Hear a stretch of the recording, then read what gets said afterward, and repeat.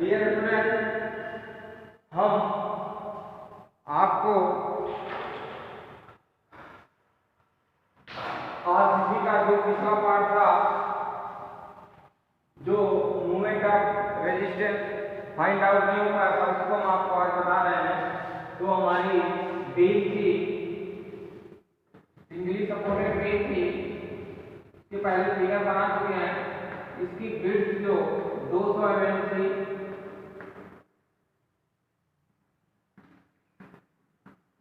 Tension zone में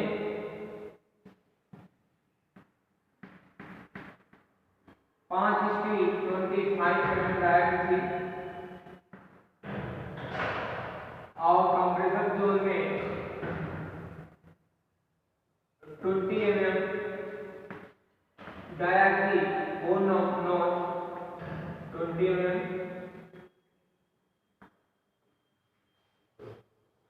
beam की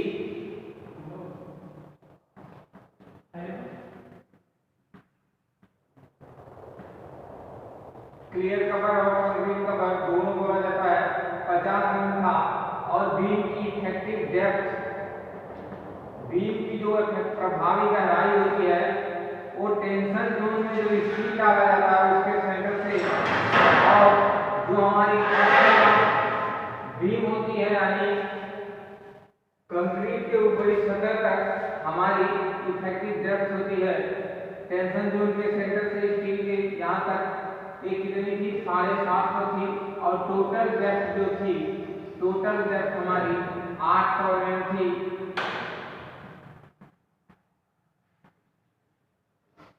यहाँ पे हम आपको दिखाए थे न्यूट्रल एक्सिस,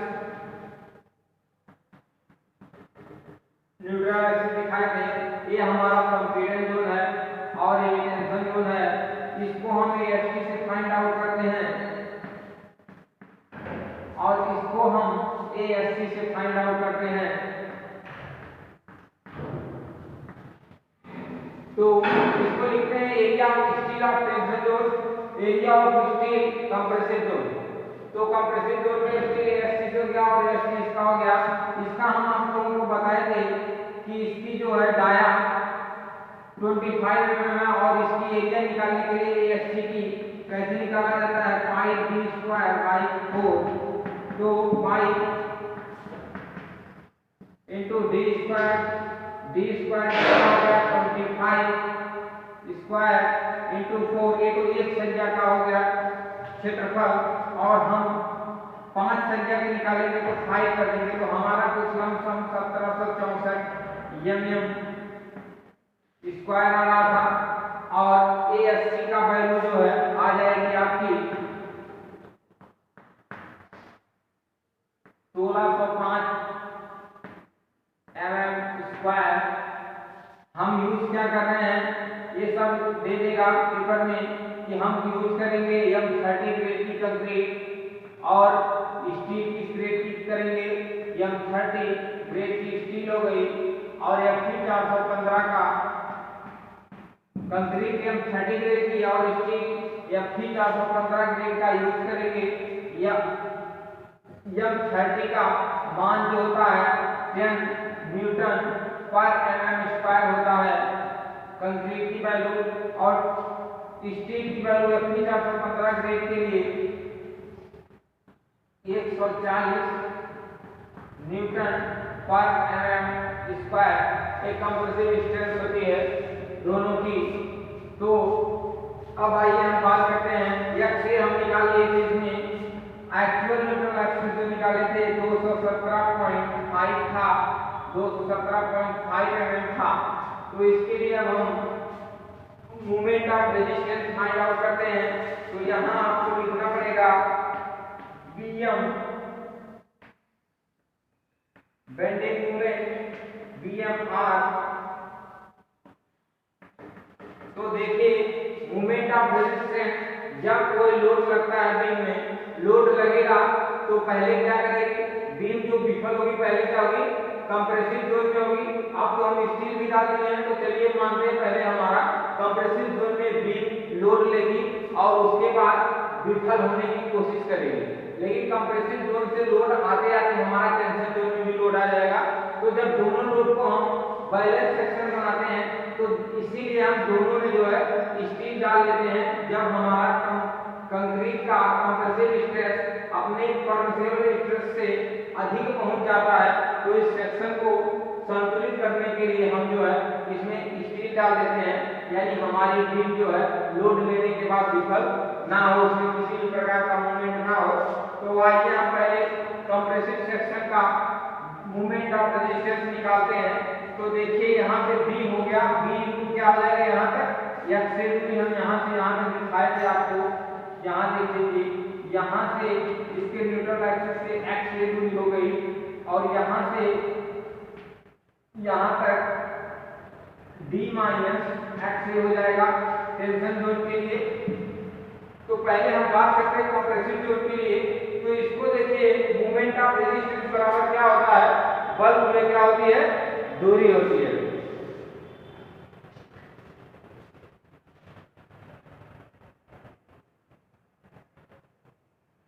तो मूवमेंट ऑफ रेजिस्टेंस बल गुणे दूरी होती है, यानी बी यहाँ हम चौड़ाई कर देंगे इनटू एक्स ए, यानी जो हमारा एक्स ए कंप्रेसिव जोन से यहाँ से है और यहाँ तक यानी लंबाई पूरे चौड़ाई यानी गहराई हमारी कंप्रेसिव जोन न्यूट्रल एक्सिस क्या होगी, एक्स ए हो जाएगी और यहाँ तक इसकी चौड़ाई हो जाएगी तो क्या हो जाएगा, क्षेत्रफल हो जाएगा, ठीक ना।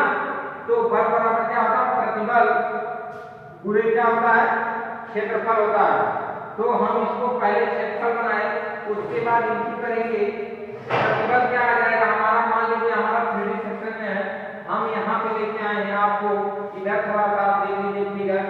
जब हम कुछ इस पे लोड लगता है तो हमारी बीम कुछ इस तरह से डिस्ट्रीब्यूट होती है लोड के हिसाब से।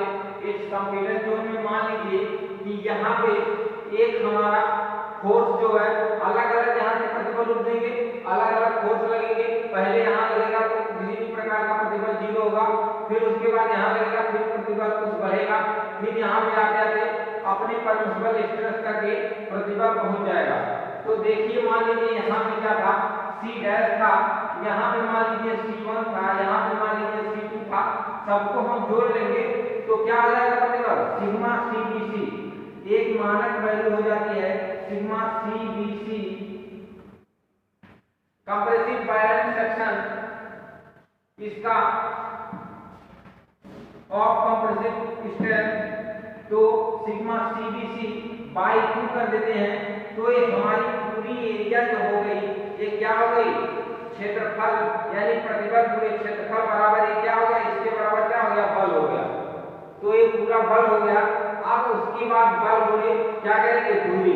अब दूरी हम क्या देखते हैं, हम दूरी इसके जो हमारा कोई भी चीज संतुलित सेक्शन में जब रहेगी, जब उसके सेंटर तक हम पहुंचेंगे तो इसका सेंटर मान लीजिए यहाँ से अगर ट्रेंगुलर सेक्शन में लोड पार्टिसिपेट हो रहा है तो इसके सेंटर तक यानी इसके सेंटर पे जाएंगे जहाँ पे हमारा बैलेंस सेक्शन होगा तो वहाँ पे हमारी दूरी क्या आ जाएगी, XA/3, क्योंकि ट्रेंगुलर सेक्शन है तो इसलिए XA/3।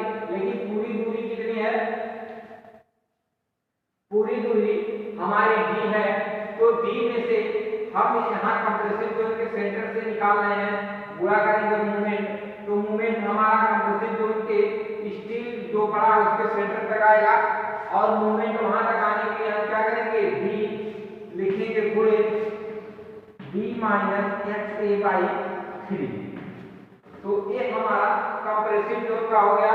अब हम चलते हैं प्लस करते हैं मूवमेंट जब निकालते हैं तो टेंशन जोन का मूवमेंट निकालते हैं तो यहाँ पे करेंगे 1.5 टाइम्स -1, फिर उसके बाद हम AFC से गुणा कर देंगे तो हमारा कंप्रेसिव जोन का टेंशन जोन यानी स्टील के बराबर हो जाएगा। तो 1.5 टाइम्स -1 AFC कर देंगे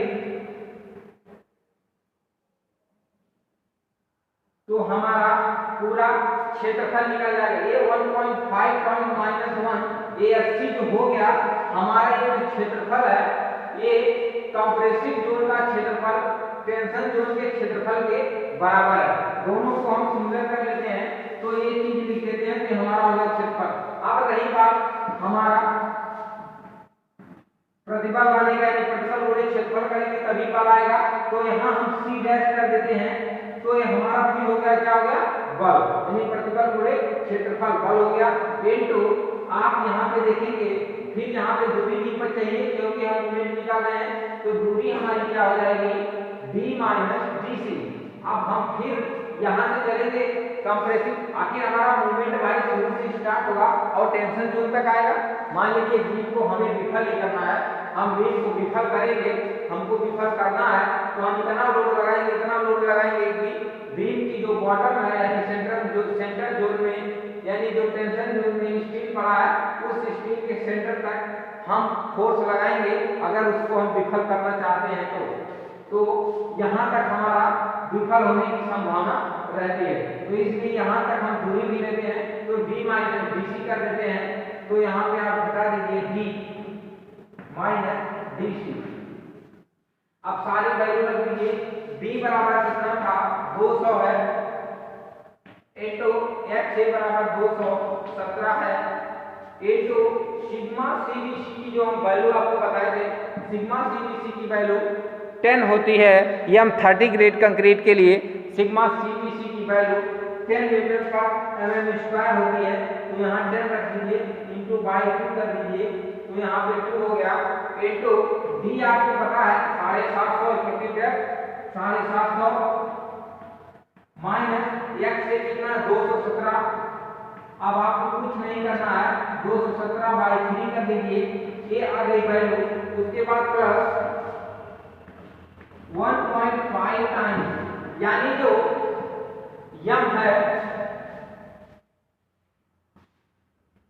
मापांक अनुपात आप पढ़े हैं ना, मापांक अनुपात, तो यम वही हो गया मापांक अनुपात। हम यम की वैल्यू आपको निकालने बताए थे, यम बराबर क्या होता है, 280 3 सिग्मा CBC, 3 सिग्मा CBC। अब आप 280 रख दीजिए और 3 रख दीजिए। सिग्मा CBC की वैल्यू M30 ग्रेड कंक्रीट के लिए 10 होती है, आप वहाँ 10 रख दीजिए और 280 गुणे 3 इंटू 10 कर देंगे तो काटेंगे तो 28 बचेगा, 28 में 3 बचेगा, 3 में 28, यानी गुणे 9.33 के समथिंग हो जाएगा। 9.33 माइनस 1 कर दीजिए। ए 80 हमारा वैल्यू कितना 1605 है, इंटू 1605, ये 1605 कहाँ से आया, ए 80 area of steel of compressive section, यानी कंप्रेसिव जोन का क्षेत्रफल है। आप फोर सरिया एक सरिया के लिए पहले निकालिए पाई d square by 4, base pi d square by 4 क्यों रहा, क्योंकि हमारी सरिया जो सर्कुलर सेक्शन में है और सर्कुलर सेक्शन की area pi d square by 4 होती है, तो पाई d स्क्वायर बाई 4 करेंगे, एक सरिया का आ जाएगा क्षेत्रफल। उसके बाद 4 से गुणा कर देंगे तो 4 सरिया का क्षेत्रफल आ जाएगा, ये 80 में होगा। 1605 हो गया, इंटू C डैश हो गया। उसके बाद D की वैल्यू रख दीजिए, D बराबर कितना है 750 माइनस DC जो कंक्रीट कवर है तो 50 हो गया। तो उसके बाद अब एक चीज इसमें यहाँ पे फंस रही है, C डैश की वैल्यू जो निकालने के लिए हम आपको पहले बता चुके थे कि C डैश की वैल्यू हम क्लासरूम में बता चुके हैं। एक स्ट्रेस रिलेशन होता है, स्ट्रेस रिलेशन से देखिए क्या होता है, यहाँ पे लिख देते हैं हम स्ट्रेस रिलेशन करेंगे